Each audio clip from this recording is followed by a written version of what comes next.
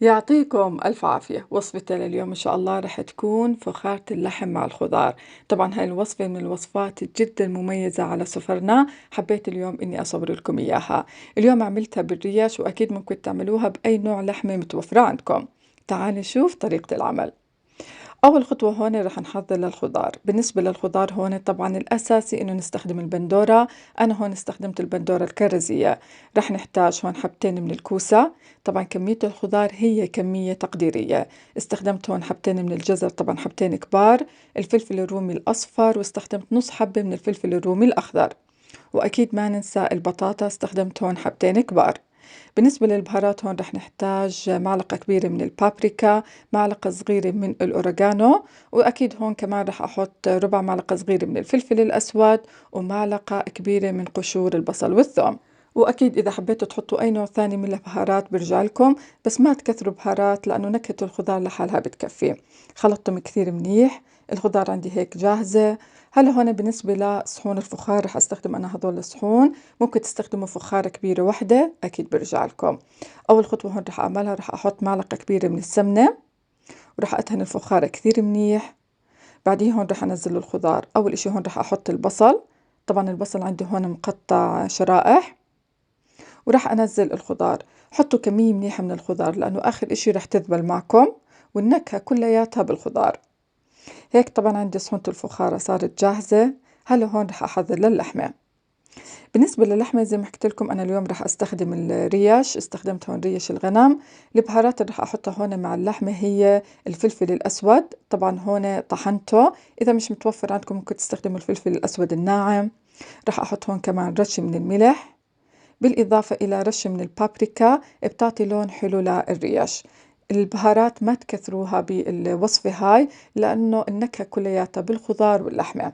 هلا هون رح أفرك اللحمة كثير منيح بالبهارات، وبعديها بوزعها على الوجه.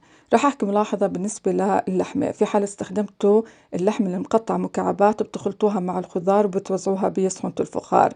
أنا هون لأني استخدمت الريش حطيت الخضار في البداية، بعديها وزعت الريش على الوجه. هيك عندي طبعا الصحون صارت جاهزة. هلا هون رح أحضر لصلصة الطماطم. بالنسبة عندي هون للصلصة رح نحتاج 3 ملاعق كبار من معجون الطماطم. ورح أنزل هون أقل من معلقة كبيرة من الملح، طبعا حسب الرغبة. ورح أحط هون ربع معلقة صغيرة من الفلفل الأسود، ربع معلقة صغيرة من الهيل المطحون، ونص معلقة صغيرة من الكزبرة الناشفة. آخر إشي هون رح أحط المي، وبخلطهم كثير منيح. هلا هون حطيت تقريبا نص كاسة من المي. رح أحط طبعا رح أوزعها على كل صحون. ما تكثروا لأنه الخضار في الأخير رح تنزل ميتها. قبل ما أدخل هون صحون الفخار الفرن، طبعا رح أغطي الوجه بورق الزبدة، بعديها بالقصدير بغطيهم كثير منيح. كثير بيسألوني ليش بتبلي لي ورق الزبدة. ما في سبب، فقط إنه لما أجي أوزع ورق الزبدة على الصينية إنه ما يغلبني. طبعا هيك عندي الفخارات جاهزة، بدخلهم فرن على أعلى درجة حرارة. أنا هون حطيتهم على 220 الرف الوسط.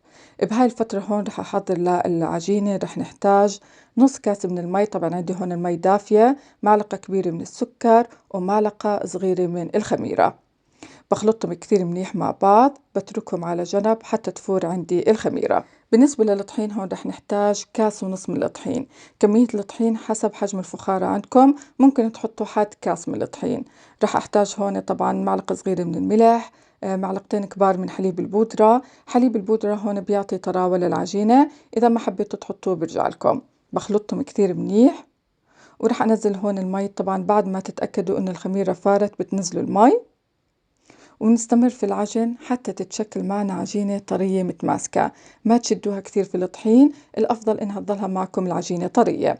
آخر إشي هون طبعا دهنت إيدي بكمية بسيطة من الزيت، وغطيت العجينة وتركتها ترتاح تقريبا مدة نص ساعة. بعديها قطعتها ل3 أقسام حتى أحط لكل فخارة قطعة من العجين.